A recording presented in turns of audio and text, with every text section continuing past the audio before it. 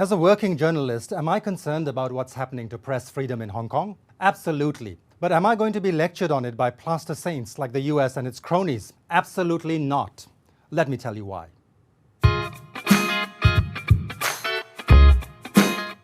Imagine if a Chinese journalist blows the lid on a plethora of present-day war crimes and crimes against humanity perpetrated by China.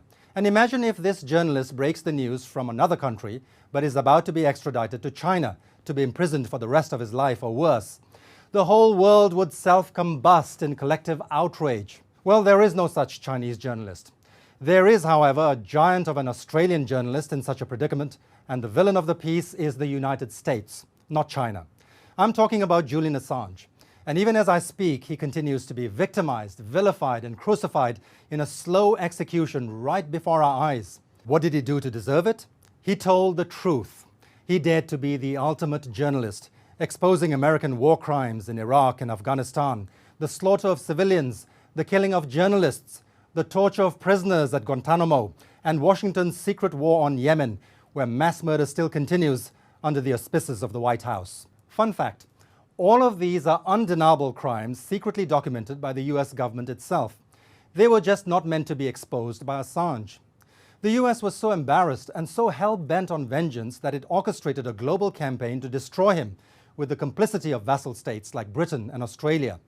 Assange took refuge at Ecuador's embassy in London for 7 years before British police dragged him out and threw him into a maximum security prison that houses terrorists, murderers, and rapists. Nearly 3 years later, after a sham trial in a kangaroo court, with the flimsy case against Assange thoroughly discredited, Britain's much-vaunted justice system has paved the way for his extradition to the US, where he faces certain death. They have already dehumanized and reduced him to a suicidal, stroke-ridden, physical and mental wreck of a man.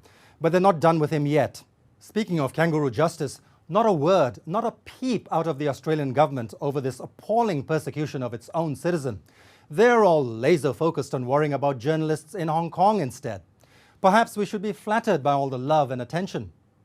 By the way, we also know now that the CIA actually plotted to assassinate Assange in London, even exploring the option of murdering him in a street shootout. Go democracy! I quote American journalist Chris Hedges. Julian Assange committed the empire's greatest sin. He exposed it as a criminal enterprise. He documented its lies, callous disregard for human life, rampant corruption, and innumerable war crimes. Republican or Democrat, conservative or Labour, Trump or Biden, it does not matter. The goons who oversee the empire sing from the same satanic songbook. Empires always kill those who inflict deep and serious wounds. End quote. Is there no limit to the insufferable hypocrisy of these gangsters in glass houses, these emperors who have no clothes?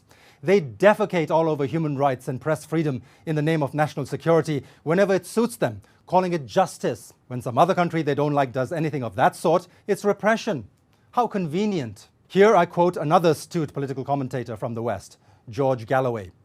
If Julian Assange were a Chinese journalist and publisher, he'd have the Nobel Prize, be the centerpiece of Human Rights Day. If Chinese crimes rather than American crimes had been revealed by Assange, he would now be the poster boy for the Winter Olympics boycott campaign. End quote. What they're doing to this brave man who has done more for journalism than any of us is a travesty, an atrocity, an abomination.